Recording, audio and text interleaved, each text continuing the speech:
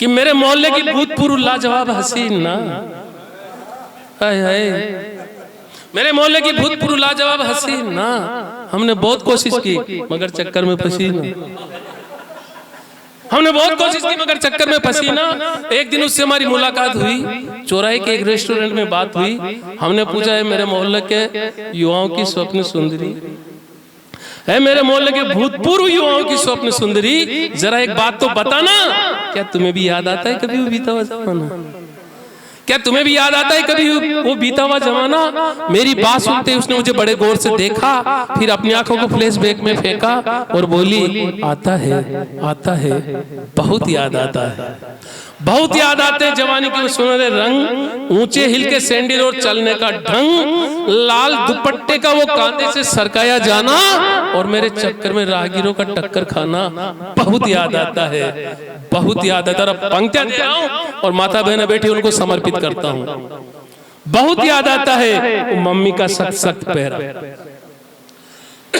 बहुत याद आता है मम्मी का वो सख्त सख्त पहरा, पापा की बढ़ी हुई दाढ़ी और वीरान चेहरा, जब भी याद आता है तो रुला रुला जाता है। बेटी ही थी जब तो ना समझी थी, अब मैं भी माँ बन गई तो सब कुछ समझ में आता है, अब मैं भी माँ बन गई तो सब कुछ समझ में आता है। हमने उसे सांत्वना दी, सुनना भाई, हमने उसे सांत्वना दी और रेस्टोरेंट से बाहर आए, बाहर आते एक सस्पेंड पुलिस अधिकारी से टकराए। अक्सर कभी लोग कहते हैं कि मैं यहाँ की पुलिस की बात नहीं कर रहा, मैं यहाँ की पुलिस की बात नहीं कर रहा, डरते हैं, लेकिन मैं जहाँ जाता हूँ तो मैं यहीं की पुलिस की बात करता हूँ। सुनिए आप, हम रेस्टोरेंट वो जब भी मारो नगर से गई बात, हम बाहर आए, भारत एक सस्पेंड पुलिस अधिकारी से टकराए, सस्पेंड पुलिस अधिकारी। अगर वो सस्पेंड हुआ है तो उसका क्या सस्पेंडेड, तो मतलब जिसका मतलब कुछ गलत किया होगा। तो ये कहीं की भी पुलिस हो, मेरा क्या बिगड़ लिया? भारत एक सस्पेंड पुलिस अधिकारी से टकराया। हमने पूछा सर क्या आपको भी कहीं कुछ सताता है और वो वर्दी वाला जमाना कभी याद आता है? वो बोला आता है, बहुत याद आता है, बहुत याद आता है। हाथों में लहराता वो लाल डंडा, अच्छो का उबाल कर देता था ठंडा। अरे मगर जब से छिन गई है ना बेदर्दी, सितारों वाली खाकी वर्दी, सब्जी वाला भी पैसे मांगने लगा है।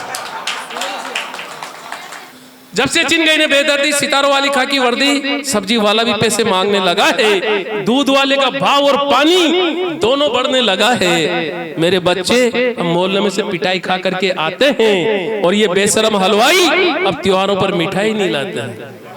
ये बेशरम हलवाई अब त्योहारों पर मिठाई नहीं लाते हैं। पान वाला भी पान बीड़ी छोड़, पान वाला भी पान सिगरेट छोड़, बीड़ी भी नहीं पिलाता है। सच कहूं वो वर्दी वाला जमाना बहुत याद आता है, सच कहूं वो वर्दी वाला जमाना बहुत याद आता है। तीसरा चरित्र दे रहा हूं, सब 4 चरित्र 2 मिनट में। हम वहां से बच करके भागे तो एक भूतपूर्व मंत्री जी खड़े थे हमारे आगे। हम वहां से बच करके भागे तो एक भूतपूर्व मंत्री जी खड़े थे हमारे आगे। मैंने पूछा सर वैसे तो आपकी मुस्कुराहट में कोई फर्क नजर नहीं आता है, लेकिन क्या आप भी बताएंगे कि आपको भी कभी वो बीता हुआ जमाना याद आता है?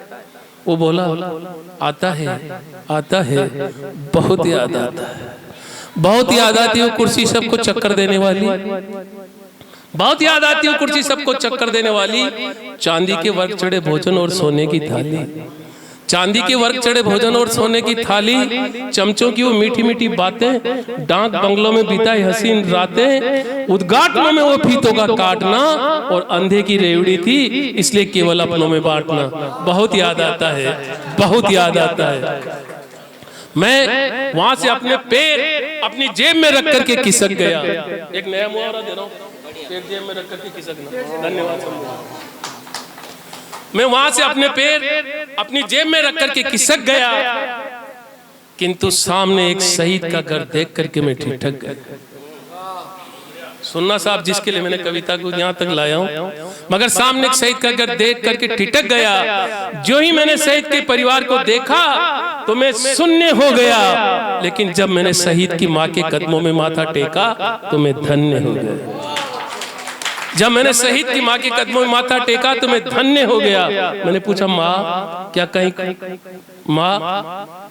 क्या तुम्हें भी कहीं कुछ सताता है और वो गुजरा हुआ जमाना कभी याद आता है?